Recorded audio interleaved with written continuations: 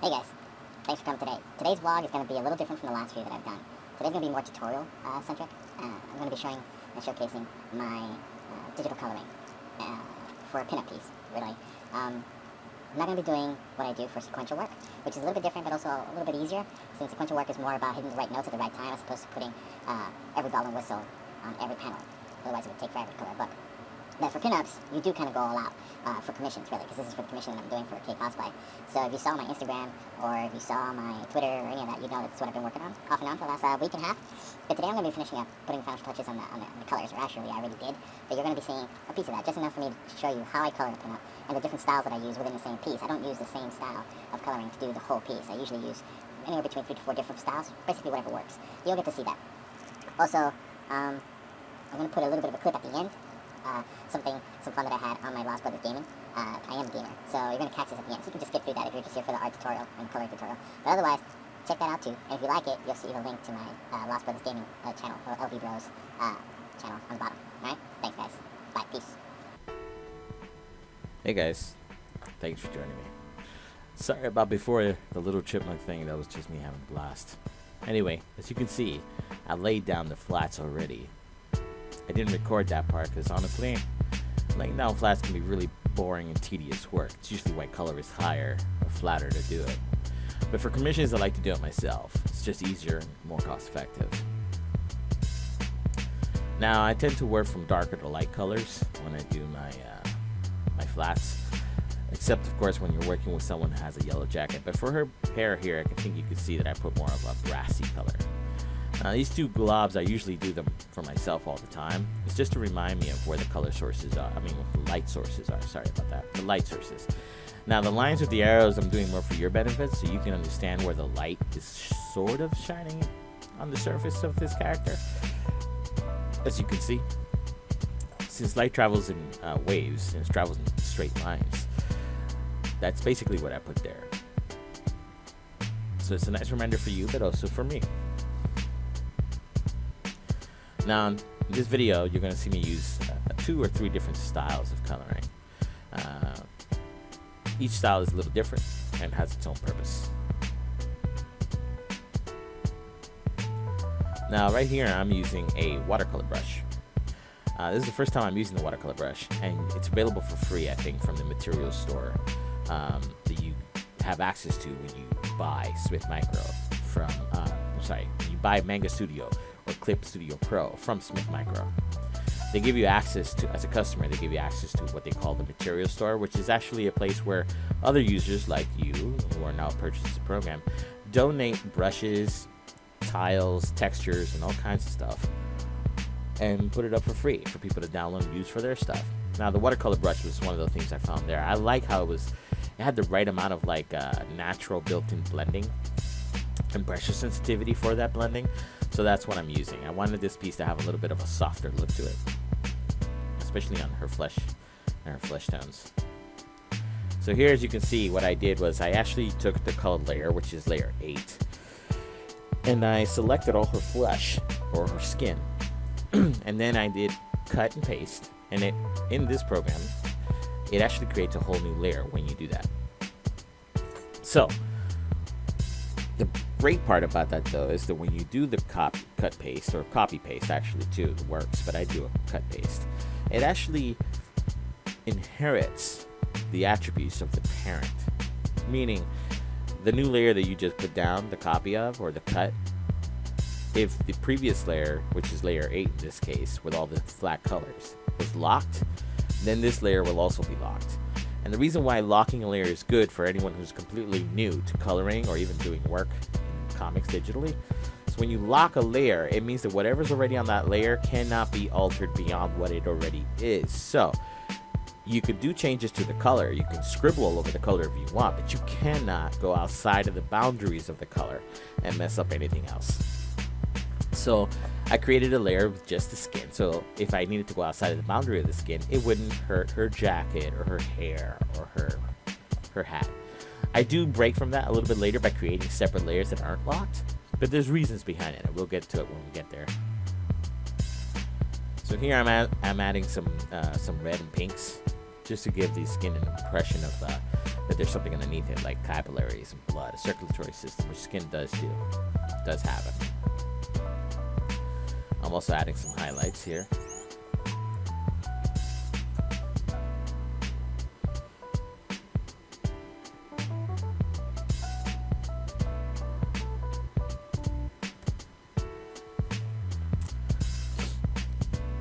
By the way, if you're looking at my palette and the name of my palette and the name of the colors in my palette, these are all custom colors that I've created for different characters and different books I've worked at.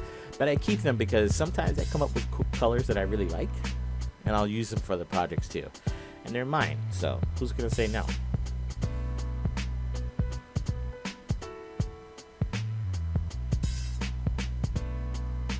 Now, a thing to keep in mind when you're working on highlights on the face or the skin is you have to keep in mind where your color sources are. Your light sources. I keep saying color sources, but it's your light sources. So obviously she's looking at a camera too, so there's light coming at her from the camera as well. It might be a soft light, there's still a light.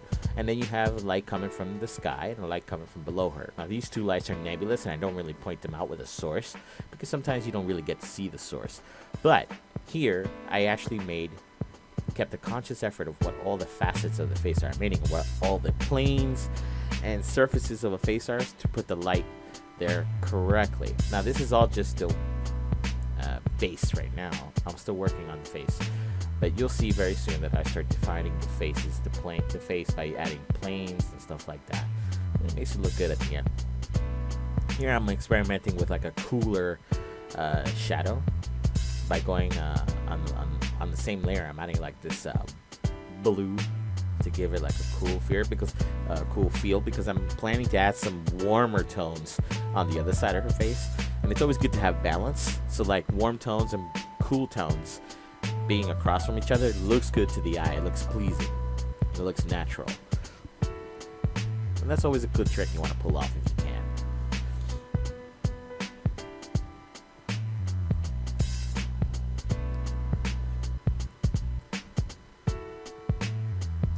Now, ultimately, this experiment didn't work out so great for me because, honestly, I wasn't doing a great job. So I kind of bailed on this and went with another route. And I did wind up using a cool aspect, but I decided to go by using another method, basically where I created another layer. That hard light layer that you now see, I had to cut it out because the video was corrupted, but there's a hard light layer now on top of the flesh. And you'll see me enable it, and you'll see immediately how the cool tones just appear. Boom, there they are. So these cool tones suddenly make the piece look kind of nice, kind of like a smoky kind of sexiness happening here. It's nice. So I'm gonna smooth these out. Gives a little more depth to her, to her body, to her form, a little more form to her form. You can see more shape now in the face. It doesn't look as flat. Nothing looks as flat. Things are looking more defined. Now, since I am working on these separate layers, like this hard light layer and any layer that I create above that, these layers are unlocked, so I do have to come in and erase anything that goes outside of the boundaries or outside of the lines because, you know, who wants to be sloppy?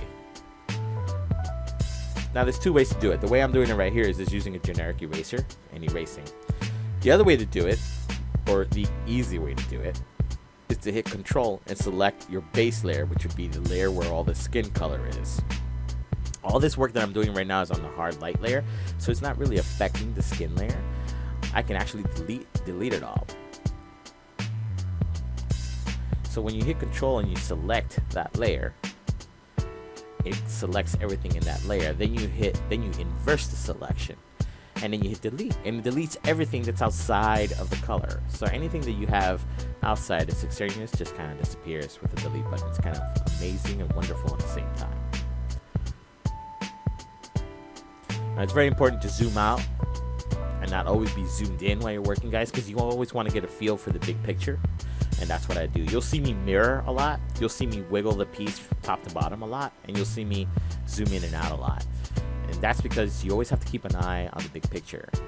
Now, a lot of people I've seen when I was first starting out would say something like, don't let your eyes focus while you're doing this, while you're doing the mirroring and the flipping and the twitching. Don't let your eyes focus. Just kind of let your eyes defocus and then get a sense for the piece. I didn't know what the hell they were talking about, but it's absolutely true, and it works.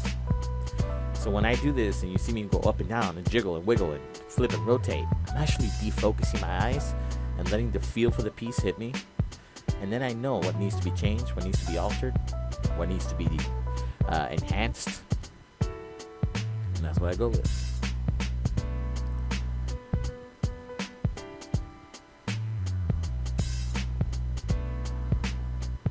Adding the highlights to the flesh tone. Here I'm working with more of a hard light. I'm working on the hard light layer, I think. Or I'm using the brush with the screen. Yeah, blending mode is screen on my airbrush here.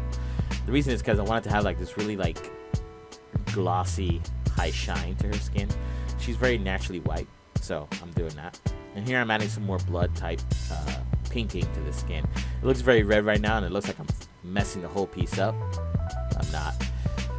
Once you blend it in using the blend tool that's built into this program, which is awesome, by the way, the blend tool, and then you add a little more highlights on top, it all looks very, very natural. Kind of pretty, really. And there I just did the cut and select and inverse trick that I was talking about to delete extraneous colors. And here I am. Now I'm on the hard light layer, and I'm basically creating like these really bleached out glosses on top of the red, making it look really nice. Like the light source is more like a glamour shot more than a realistic shot. And here I am emphasizing the planes of the face.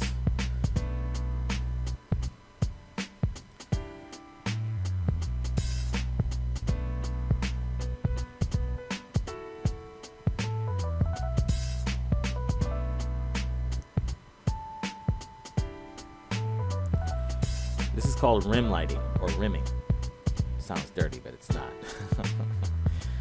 The rim lighting is actually, since I did put in two separate light sources on top of the camera, or the directional light that's coming from the camera area, and I decided to make these two light sources different colors, one more of a cool blue and one of like a warmer yellow.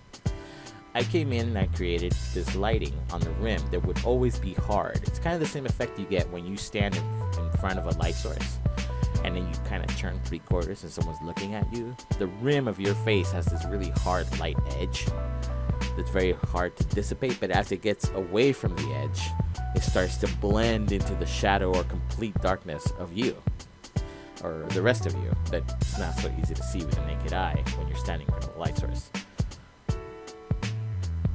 Now, when you're working in comics or fantasy pieces, this is my own personal philosophy. It is not everyone's philosophy. Let me add that caveat. Some artists like to go for ultra realistic or ultra realism at all times, and it works for them. That's great.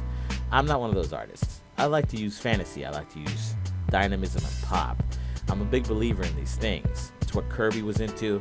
It's what most of the legendary greats were into in comics, and it's actually absolutely what most of the anime and mangaka artists are into. They only use realism for establishing shots. Then everything just hits the wall. They go crazy with it.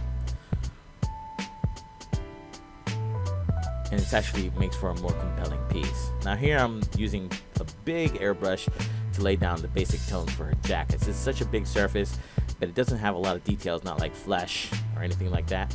You're able to play with it a little bit less. So you can be a little more general, a little more like scattershot with your technique. But this is a very unique jacket that Cindy has on. The jacket is more of a vinyl, very highly finished leather. So I will come in here and use the second technique that I haven't shown, or actually third, since I showed you my hard light layer technique, which I don't know if anyone actually has a name for that, but I use it.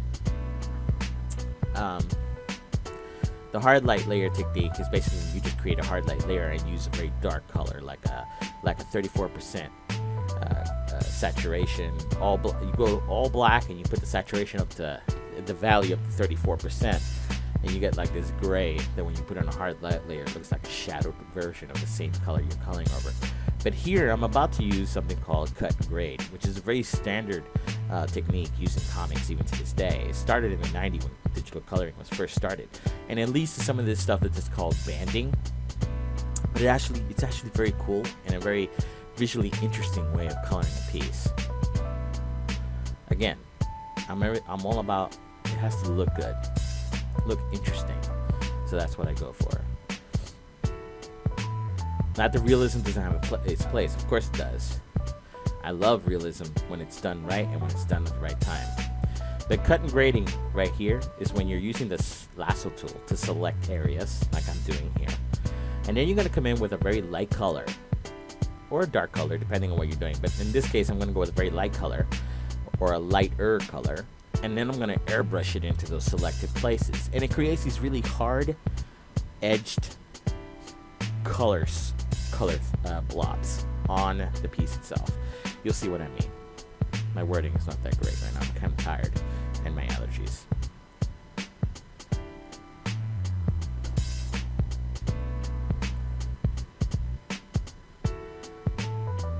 Once I'm done selecting, I'm going to go over it with the airbrush.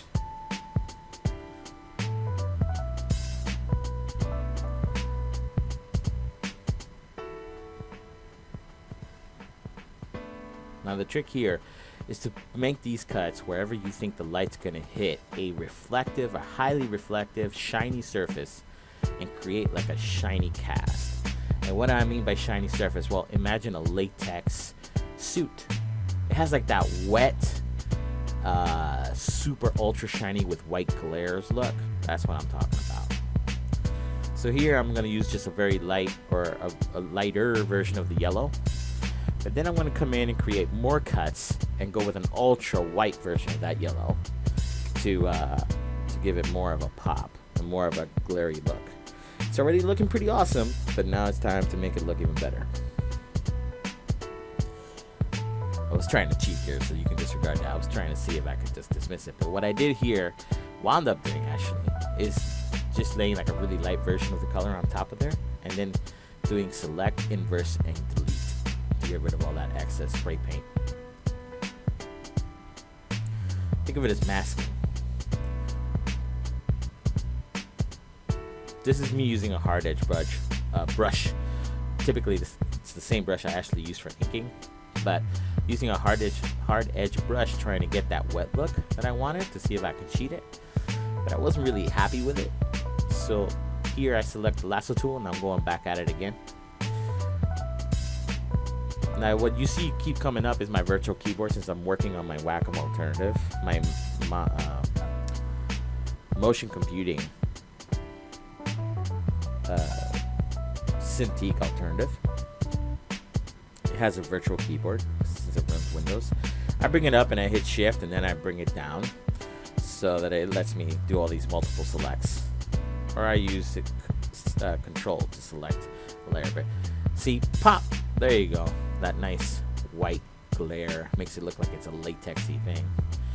And I'm jiggling the screen to get a good look at it to see if it looks good. Alright. Now these denim, in air quote, shorts, some people draw her with denim shorts. Other people draw her with like this glossy blue short material that like Linda Carter from the old Wonder Woman series has. I know I just dated myself. I'm not that old, but it was syndicated when I was a kid. So look it up. She had like these shiny blue Wonder Woman like full bottom granny panties that she would walk around in, or hot pants I guess they were called. So I wanted to go with a little bit of that. So I'm going with the airbrush tool to do like the general like tones. Then I'm going to come in with cut and grade to do a much better job of giving a little bit more glare.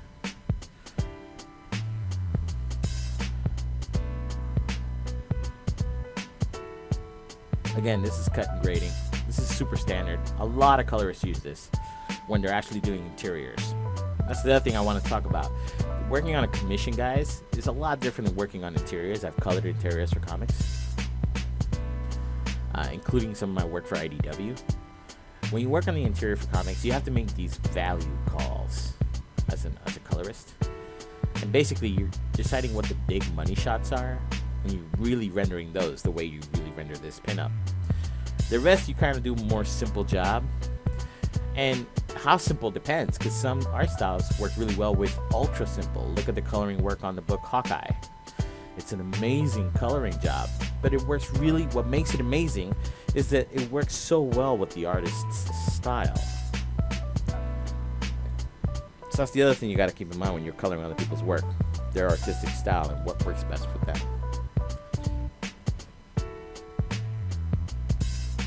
As you see here, I blurred out some of the hard edges just to soften them up a tiny bit, but not too much. Now, full disclosure, this video doesn't show the complete coloring of the whole piece. Otherwise, it would be like an hour long, even though most of this is at 400% speed. So it's already pretty close to 40 minutes long, especially with the gaming footage at the end. So I decided just to cut you some slack and just show you what I use, the techniques I use, and you can get the hang of it there. And then I'll show the finished piece on Instagram, Twitter, Facebook, so you guys can see it there. I'm sure Kay Cosplay will pimp it out too on her Instagram. I went back with an airbrush or a watercolor brush here to give it more of a painterly, organic look.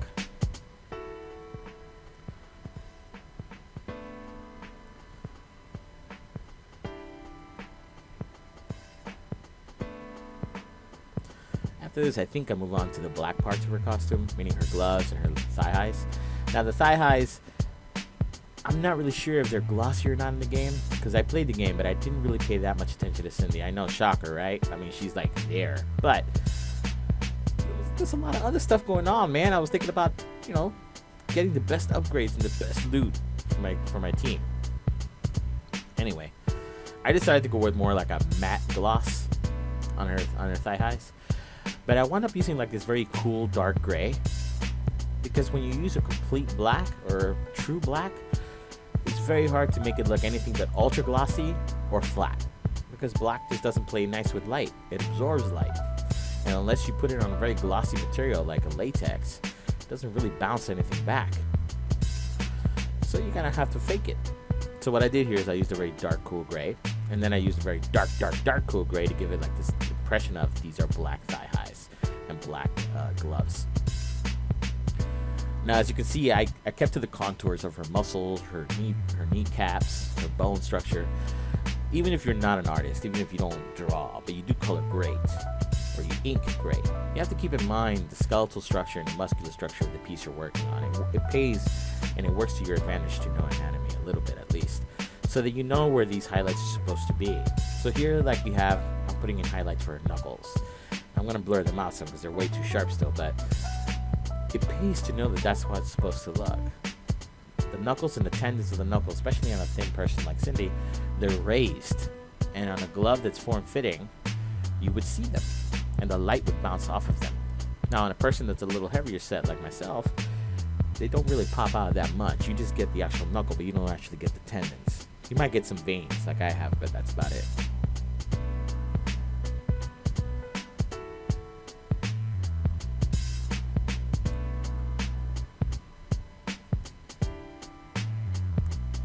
So the highlight that I worked on for the boots, unlike the highlights the color that I use for every other highlight in the piece, the highlight is not really related to the base color.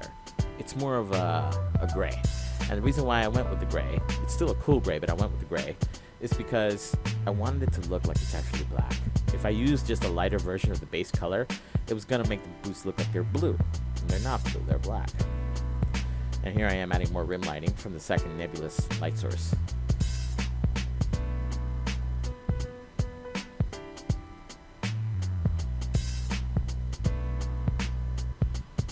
By the way, for anyone who's listening, the background beat on this is called Talkie Beat. It's one of those royalty-free things that you get from Google, because I don't have a musician in my life that makes music all the time that they're willing to give to me royalty-free.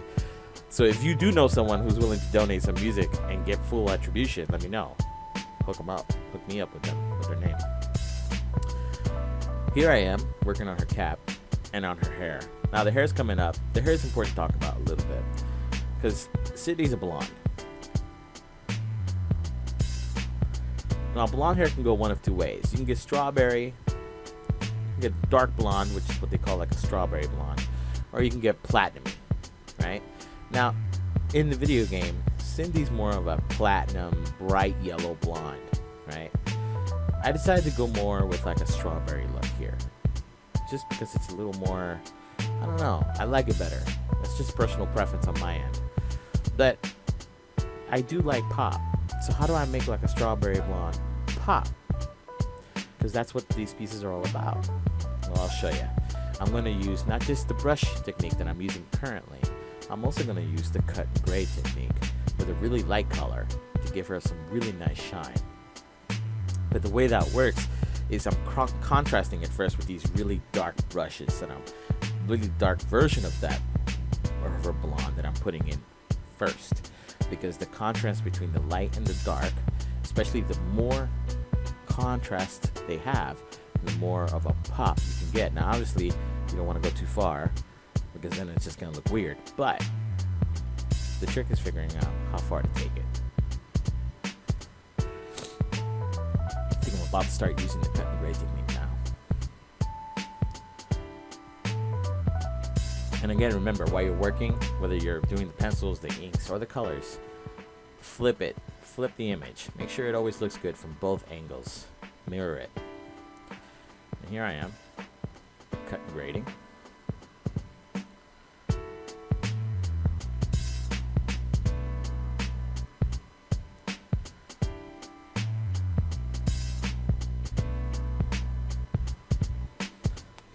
So at this point, the tutorial section is almost over, so I wanted to add some things before it's done.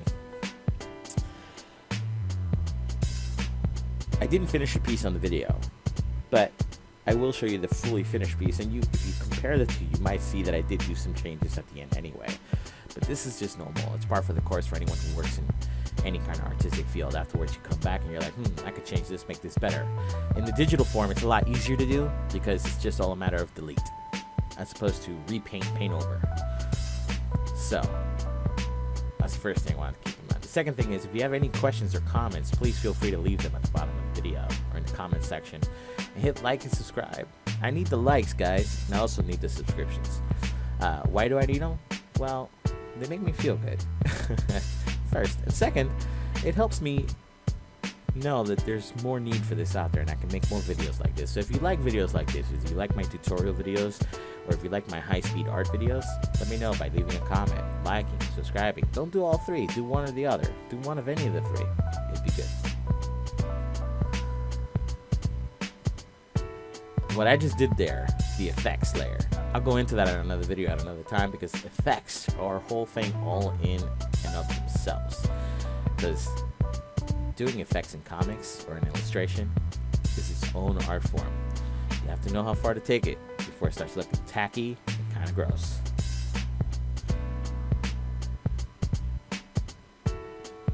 At the end of the video, I'm going to put in some of the footage of me and my homies gaming, like we do every night, for my gaming channel, LB Gaming, Lost Brother Gaming. So you can just skip that if you don't want to see it, but I recommend you do. We have a lot of fun if you're into gaming at all. Alright guys, until next time, I'll see you around, and keep moving forward, always forward.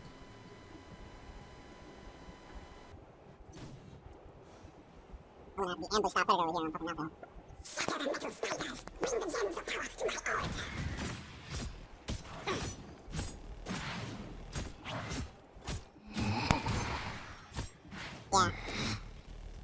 Yeah, well, she'll put anything to sleep that can be put to sleep, and Joel will just wreck the fuck out of it. That's blood.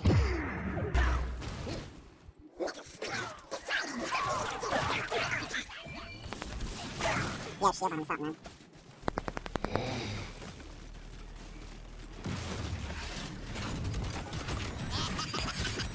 Your life is true. I am your hand. Too far. Enemy slain. I am your hand. You should take this mercy.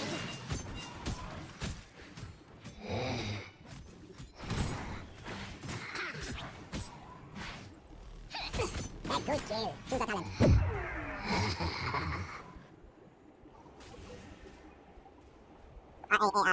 Yeah, Cypress is coming in after me.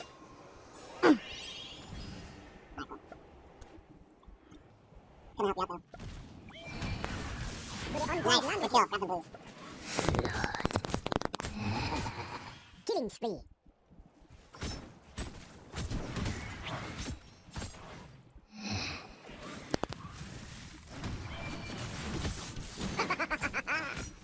Easily 7. 2-5. Now 3. Shall confirm. Keep destroyed.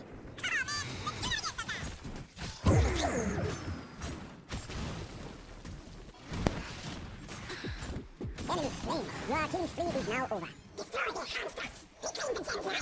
Show no mercy. Yeah, it's again that. Good job, GG. GG. Victory.